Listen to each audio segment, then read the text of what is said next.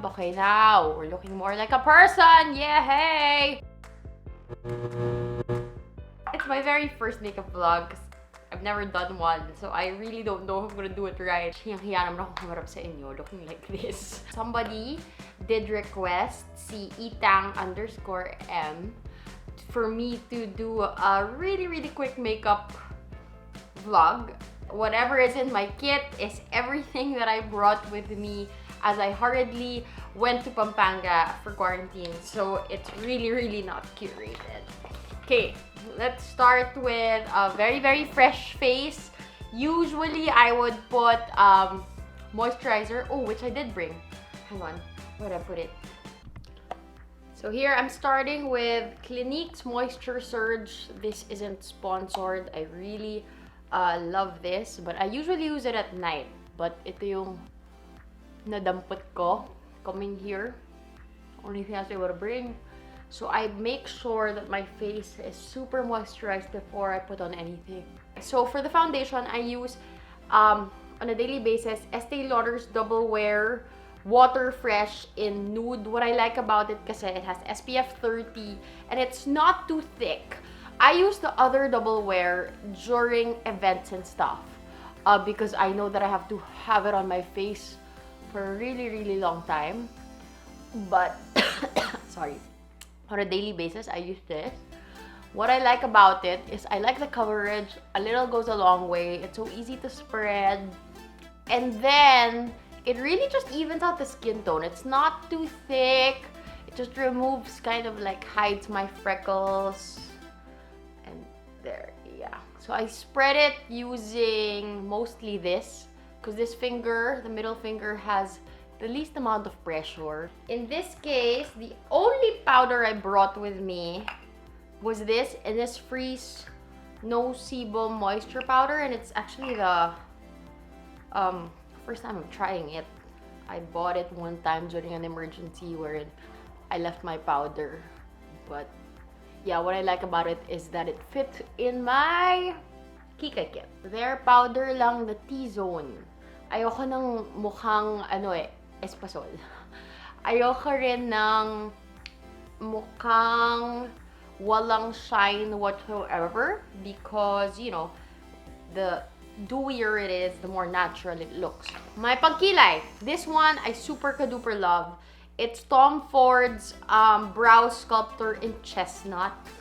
It's a little bit pricey. No, it's quite pricey, but it's really worth it. Like when I tried it, when it was tried on me for the first time during an event, that's when I was like, oh shoot, I need to have it. I like it because, wow, it's so hard to do kilay pala when it's this close to the camera. Kita niyo na lahat ng pores ko. Okay, so what I like about it is that it writes well and fast, and it just looks so natural. See, what I do is I just outline it. I can't see it very well. And then I just brush it. So the other end is a spoolie. See? Sorry, my kilay really needs major threading. But, you know, golly, sana pantay. It's so hard to do it to this without a mirror. And just using the camera thing, which is small. I smudge the inner parts because it just makes the fade in the inside look a little bit more natural. I don't have perfect skin, so I conceal. I use Estee Lauder's Double Wear Radiant Concealer. There. Just dab, and then dab to diffuse it. Don't swipe it because once you do that, it will crease. When it's already even, I of course hide blemishes like this. This pimple and this. Diffuse by just dabbing. Dab. Okay, now we're looking more like a person. Yeah, hey! I put contour because I put contour because you never know if somebody takes your photo and then there's flash. What happens is you look like your face looks like one giant plate because there is no dimension. So what contour does for me, it adds that. It adds dimension. There's hair on my face. I guess it makes your face look smaller. Oh man, this one I've been using for years. Bahama Mama's bronzer. This one I will swear by because it's matte. It just works, you know. It's yeah, I don't know. It really just works. Man, how do these beauty vloggers describe things? So yes, it's powder form. And then I use this brush that I put here.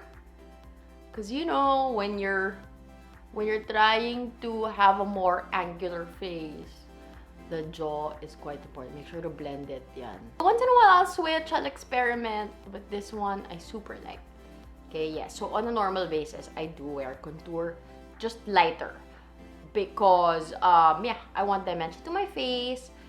And, you know, it just makes you look a little bit more prettier. Just a little bit prettier. Ba yan? Ito na. Cheeks naman. Other people, they do this. And then they line this. But what the makeup artist told me, you really have to check your face. So with me, my like this is more prominent. So that's what you kind of want to shrink. Whatever is more prominent in your face, that's what you want to shrink. So I started to put it here.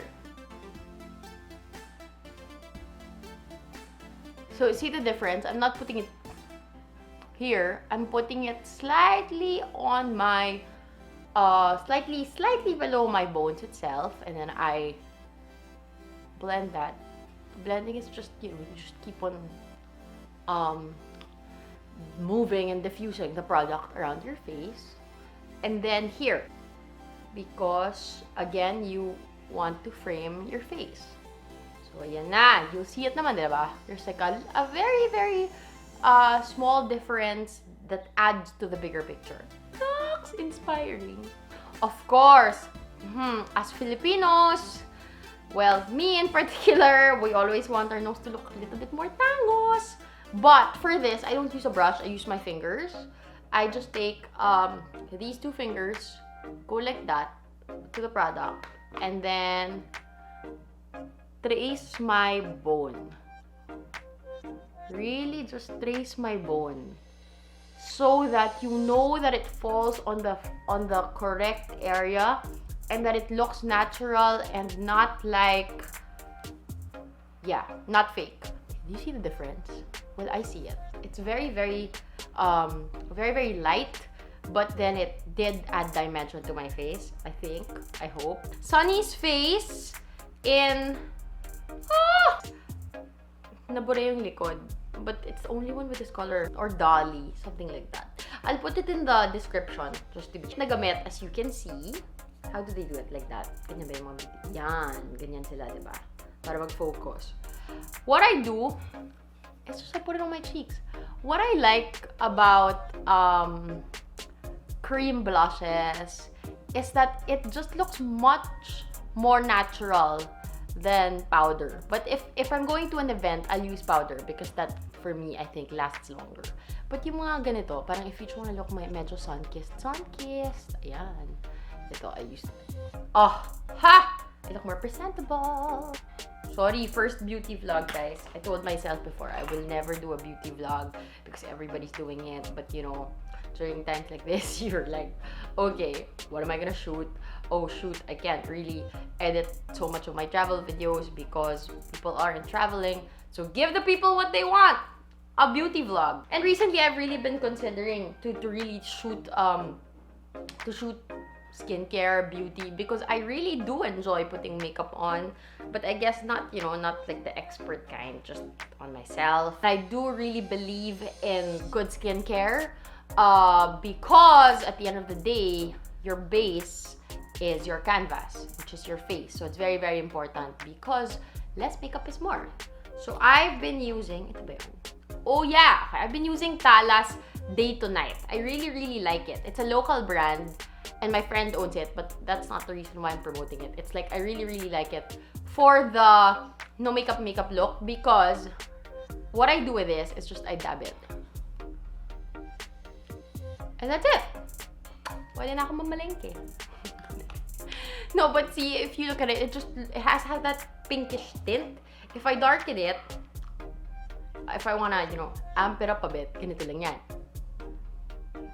There. See? Yeah, there. So this is an everyday look for me if I'm going to the office or just, you know, just want to look presentable and whatnot. But yeah, I think that's 5 minutes. I'm not sure, but I hope you liked it and I hope you enjoy it. I hope you enjoyed this. Let me know what else you want to see. Give the people what they want.